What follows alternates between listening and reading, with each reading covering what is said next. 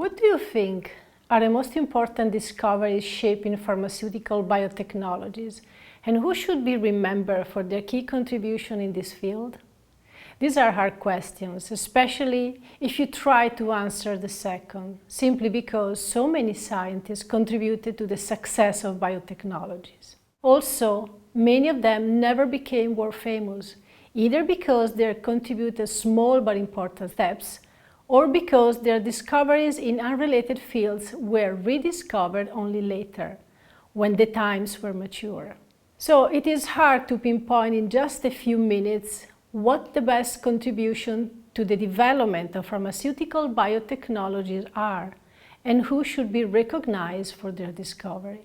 However, when I previously posed the first question to my class, this is how they responded, with their answer formed into a word cloud. Not unexpectedly, the most frequent words are DNA and specifically recombinant DNA. Human, which is linked to protein, and they both are linked to approved and to drugs, which tells you that biologics must be approved by medicine regulatory agencies before they reach patients. Insulin is another entry, and specifically recombinant human insulin. Another entry we find is monoclonal antibodies and its acronym MAB. Several technologies and scientists are listed among those enabling the technology. What and who are they? A good number of these scientists actually won the Nobel Prize, as their discoveries helped shape the world of pharm biotech as we know it now. Do you think you could name one? Perhaps a name that everyone might know is Alexander Fleming. Together with Hans Boris Chain and Sir Howard Walter Florey, he was awarded the Nobel Prize in Physiology or Medicine in 1945 for having discovered the curative effect of penicillin. Why penicillin, a discovery of almost 100 years ago? This is the simplest paradigm of pharmaceutical biotechnologies, using the cell of living organisms to produce compounds beneficial to human health. Specifically, what's used are recombinant human proteins or monoclonal antibodies obtained by the fermentation of a living organism, such as a bacterial cell, or a yeast cell, or a mammalian cell. In those years, physicists, chemists, and biologists were discovering the nature of chemical bonds, and therefore of the molecular structure of compounds, including the molecules of life. Linus Pauling discovered the structure of helices in proteins.